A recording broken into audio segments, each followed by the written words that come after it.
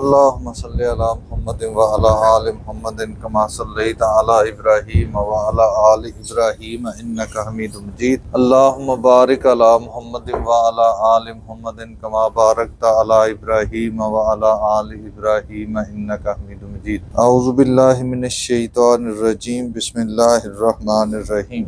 يا أيها الذين آمنوا لا تكونوا كالذين كفروا وقالوا لإخوانهم إذا ضربوا في الأرض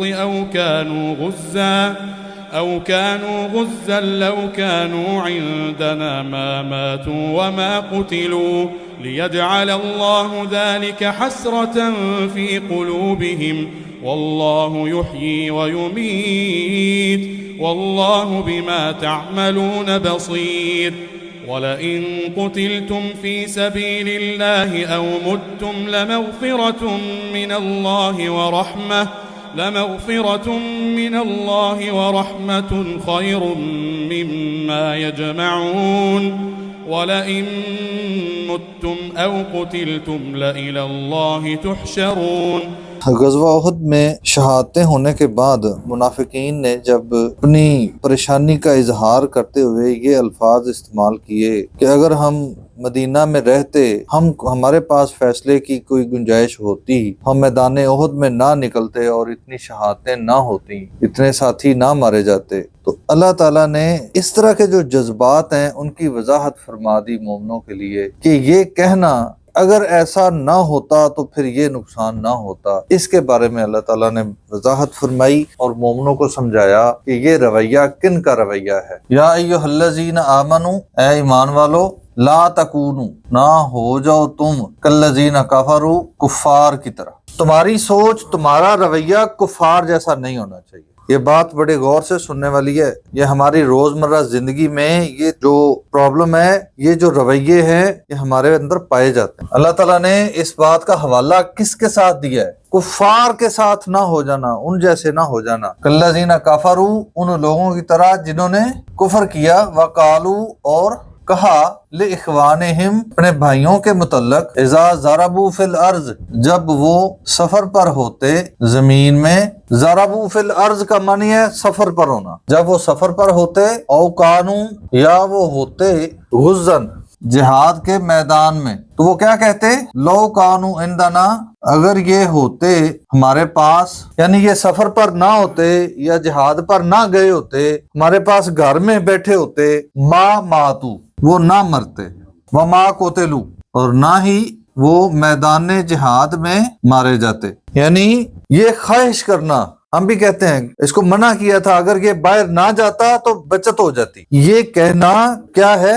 کفار کے ساتھ اللہ نے مشابہت کیا، کفریہ رویہ ہے. لیجعل اللہ، تاکہ اللہ تعالیٰ بنا دے، ذالک، اس بات کو، حسرتاً فی قلوبہم، ان کے دلوں میں ایک حسرت. حسرت کیا ہوتی ہے؟ ایک خواہش ہوتی ہے اور ایک حسرت ہوتی ہے. خواہش وہ ہوتی ہے جس کے پورا ہونے کے امکان ہوتے ہیں. حسرت ہمیشہ وہ ہوتی ہے جس میں پچھتاوے کا معاملہ ہوتا ہے، جس کے پورا ہونے کے اب چانس ختم ہو گئے.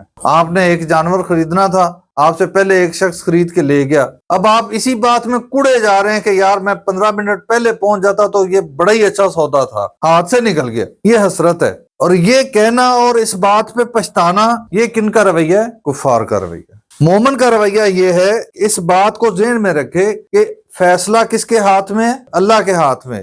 اختیار کس کے پاس ہے؟ اللہ کے پاس ہے. اگر یہ کام میرے حق میں بہتر ہوتا تو میرے اختیار میں ہو جاتا، مجھے یہ موقع مل جاتا. اگر موقع نہیں ملا، جو بظاہر میں سمجھ رہا ہوں کہ میرے لیے بہت بہتر تھا، ممکن ہے وہ میرے لیے نقصان دہ ہو جاتا. اور ایسے کئی واقعات ہو چکے ہیں. ایک شخص گاڑی پہ بیٹھنے لگا، کسی وجہ سے رہ گیا، بعد میں پتہ چلا اس گاڑی کا ایکسیڈنٹ ہو گیا، اور وہ اس وجہ سے بچ گیا کہ اس کا کوئی مسئلہ بن گیا تھا. پہلے وہ پچھتا رہا تھا کہ میں گاڑی سے رہ گیا ہوں، بعد میں پتہ چلا کہ نہیں، وہ تو اس پریشانی کی وجہ سے جس نے اسے روکا تھا اس کا فائدہ ہو گیا. تو ہمیں اللہ پہ توکل کرتے ہوئے ہمیشہ یقین رکھنا چاہیے اس بات کا کہ فیصلے اللہ کے ہاتھ میں ہیں، اختیار اللہ کے ہاتھ میں ہے. ہمارا کام صرف یہ ہے کہ ہم اللہ اور اس کے رسول کے بتائے ہوئے طریقے کے مطابق فیصلے کریں، بس. اس کے بعد وہ چیز ہمیں ملے نہ ملے، فائدہ ہو نقصان ہو اس کو اللہ کی مشیت سمجھ کے برداشت کرنا چاہیے، صبر کرنا چاہیے۔ واللہ، اور اللہ تعالیٰ، یحیی و یمیت، زندگی دیتا ہے اور موت دیتا ہے۔ زندگی اور موت تو اللہ کے ہاتھ میں ہے۔ خالد بن ولید ساری عمر جنگیں لڑتے لڑتے جیتتے جیتتے جسم پہ کوئی جگہ خالی نہیں بچی جہاں پہ زخم نہ ہو، میدان جہاد میں موت نہیں آئی۔ تو کیا جو جہاد میں نہیں نکلتے وہ زندہ رہتے ہیں؟ وہ نہیں فوت ہوتے؟ کیا بچے فوت نہیں ہوتے؟ کیا نوجوان فوت نہیں ہوتے؟ کیا سب بوڑھے ہو کے ہی فوت ہو رہے ہیں جو گھر میں رہتے ہیں؟ موت کا وقت مقرر ہے، وہ کتنے سانس لینے کے بعد آنی ہے یہ اللہ نے فیصلہ کر رکھا ہے۔ نہ کسی کے باہر نکلنے سے موت آتی ہے، نہ کسی کے ایکسیڈنٹ ہونے سے موت آتی ہے، نہ کسی کے بیمار ہونے سے موت آتی ہے۔ ہمارے ہاں بہت سارے، ہم بھی دیکھتے ہیں، آپ بھی دیکھتے ہوں گے، ایسے مریض ہیں سال ہا سال سے چارپائی پہ پڑے ہیں۔ اس حد تک ان کا معاملہ پہنچ جاتا ہے کہ گھر والے دعا کرتے ہیں کہ یا اللہ آپ اس کو سمیٹ لے۔ بیماری کی یہ حالت ہوتی ہے، لیکن ان کی جتنی اللہ نے زندگی لکھی ہے وہ بیماری کی وجہ سے موت نہیں آتی ان کو۔ اور ہماری آنکھوں کے سامنے ایسے واقعات ہیں، ٹھیک ٹھاک صحت مند نوجوان آدمی بس ایک لمحے میں ختم ہو جاتا ہے، کوئی ایکسیڈنٹ نہیں ہوتا، کوئی بیماری نہیں ہوتی، کوئی تکلیف نہیں ہوتی، بس وقت ختم ہو جاتا ہے۔ تو زندگی موت اللہ کے ہاتھ میں ہے۔ اس کے لیے یہ کہنا کہ اچھا یہ نہ جاتا، یہ گھر میں بیٹھا رہتا تو یہ بچ جاتا، یہ ایسا نہ کرتا تو ایسا نہ ہوتا، اس معاملے میں اللہ تعالیٰ سے ہمیں اس شکوے کے الفاظ کو نہیں استعمال کرنا چاہیے۔ واللہ، اور اللہ تعالیٰ، بما تعملون بصیر، تم جو کچھ عمل کرتے ہو اس کو دیکھ رہا ہے۔ وَلَئِن قُتِلْتُمْ، اور اگر تم شہید ہو جاؤ، فی سبیل اللہ، اللہ کے راستے میں، او متم، یا تبھی فوت ہو جاؤ، لا مغفرتن،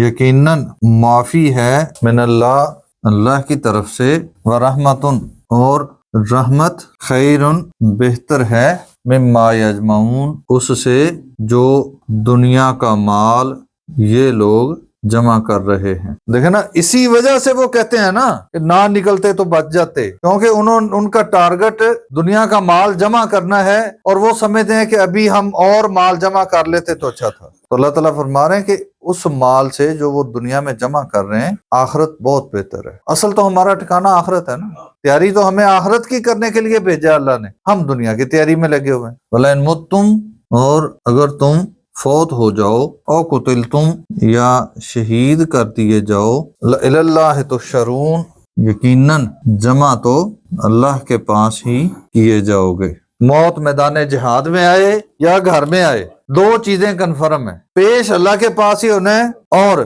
معافی رحمت اللہ سے ہی ملنی ہے۔ تو پھر کیوں نہ اللہ کے راستے میں موت آ جائے؟ جب موت ہے ہی ہے، اس سے چھٹکارا ہی نہیں ہے، تو پھر جو آسان ہے اس کو چننا چاہیے۔ یہ جو بات ہے نا کہ اس دنیا کی مال سے جو یہ جمع کر رہے ہیں، اس سے کہیں بہتر ہے۔ اللہ تعالیٰ سمجھنے اور عمل کرنے کی توفیق عطا فرمائے۔ یہ بہت نازک عقیدے کا معاملہ ہے۔ بہت دفعہ ہم اپنے ظاہری معاملات کو دیکھتے ہوئے اس طرح کے شکوے والے الفاظ استعمال کر بیٹھتے ہیں۔